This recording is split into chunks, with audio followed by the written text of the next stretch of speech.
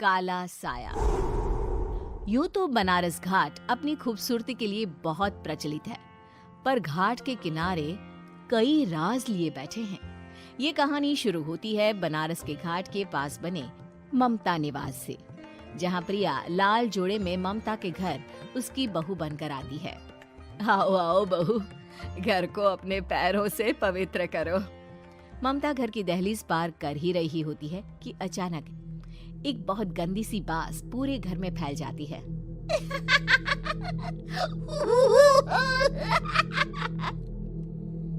ये बदबू और ये आवाजें, ये कौन हंस रहा है माँ? अब ये पड़ोसी ना हमारे थोड़े अलग से है। कहाँ हम शाकाहारी और ये मांस मच्छी खाने वाले। छोड़, तू ध्यान मत दे और गृह प्रवेश कर। और हाँ बहू, अपनी सास की एक बात हमेशा याद रखना, इन पड़ोसियों से तो कभी बात नहीं करेगी। अच्छे लोग नहीं है ये। अपनी सास की ये बात मानेगी ना बेटा? हाँ माँ, जो आपकी मर्जी, मैं उनसे बात नहीं करूंगी। अगले दिन प्रिया अपनी पहली रसोई बनाने रसोई घर में जाती है। ये छोकी बात तो नाक में जा रही है। एक काम करती हूँ, खिड़की खोल देती हूँ। प्रिया खिड़की खोलने जाती है। इतने जाले, लगता है इस खिड़की को कभी खोला ही नहीं गया। पर ऐसा क्यों?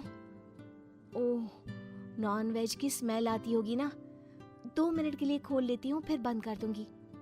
प्रिया खिड़की खोलती है। खिड़की खोलते ही उसकी नजर सामने वाले घर की खिड़की पर पड़ती है, जहाँ एक लड़की खड़ी होती है। हाथों में मेहंदी, लाल रंग की साड़ी, बिल्कुल सजी धजी, मानो प्रिया की तरह ही वो भी नई नवेली बहू हो। वो प्रिया को देखकर मुस्कुराती है। हे भगवान, माँ ने तो इनसे बात करने को मना किया था। प्रिया फौरन ही खिड़की बंद कर देती है और तवे पर चढ़े रोटी की ओर देखने लगती है, पर वहाँ रोटी न होकर मछली पड़ी होती है। ये क्या? पहली ही रसोई में इतनी बड़ी गलती! हे भगवान, अब मैं क्या करूं? प्रिया बहुत डर जाती है और फौरन रसोई की सफाई करने और फिर सभी के लिए खाना बनाने लग जाती है। जब वो सबको खाना परोसती है, सब तो ठीक है, मैं बेकार में चिंता कर रही थी। हे भगवान, ऐसे ही बस अपनी कृपा बनाए रखना।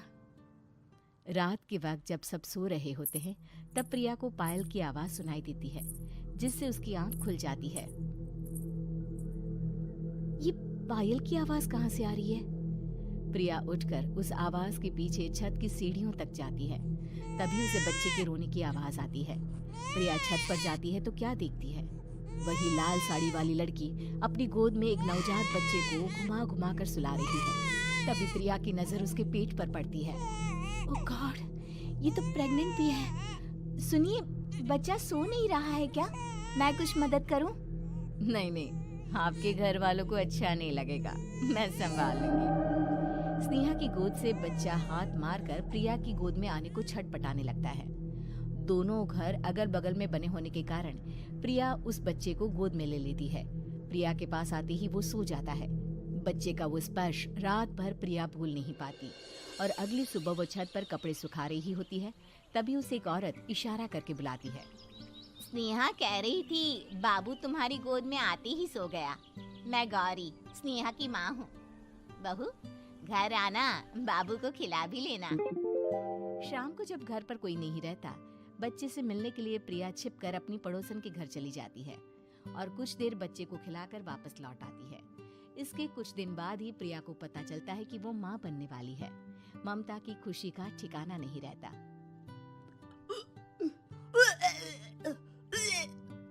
माँ जी, पता नहीं क्यों उल्टी आ रही है।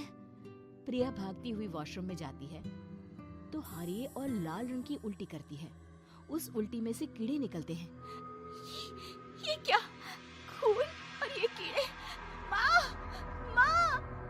प्रिया की आवाज सुनकर ममता दौड़ कर आती है, पर बेसिन में कुछ नहीं होता। प्रिया हक्की बक्की रह जाती है। ये सब क्या हो रहा है? प्रिया घबरा जाती है और अपने कमरे में जाकर सो जाती है। डर के कारण वो इतनी थक जाती है कि उसकी आंख लग जाती है। तब उसे ऐसा लगता है उसके पेट पर मानो कोई बैठा हुआ हो। कौन हो? प्रिया के पेट पर एक 5 महीने की बच्ची बैठी हुई थी, जो बुरी तरह जली हुई थी। माँ, तुम ही मुझे लाई ना अपने पेट में। मैं तुम्हारी माँ नहीं हूँ। कौन हो तुम? माँ, देखो मैं जल गई बुरी तरह से। 6 महीने पेट में रहने को भी मुझे नहीं मिला। सहला दो ना माँ। बचाओ, बचाओ, माँ।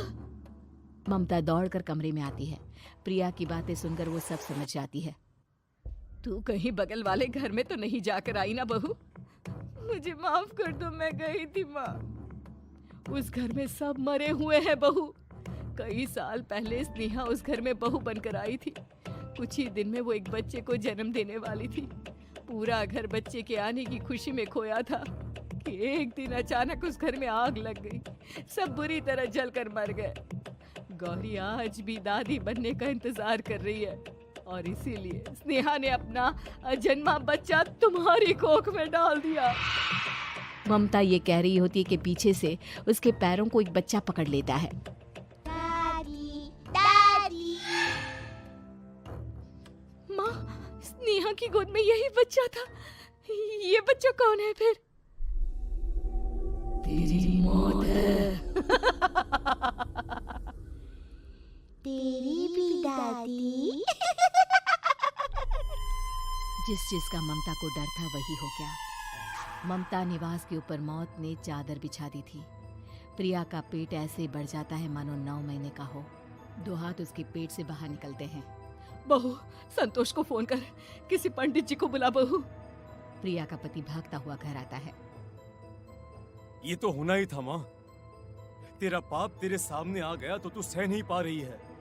स्नेहा घर में आग लगी नहीं थी, माँ ने लगाई थी, प्रॉपर्टी की लालच में। और वो बच्चा मेरी पहली पत्नी का बच्चा है, मेरा बेटा, जो कि उस आग की चपेट का शिकार हो गया था।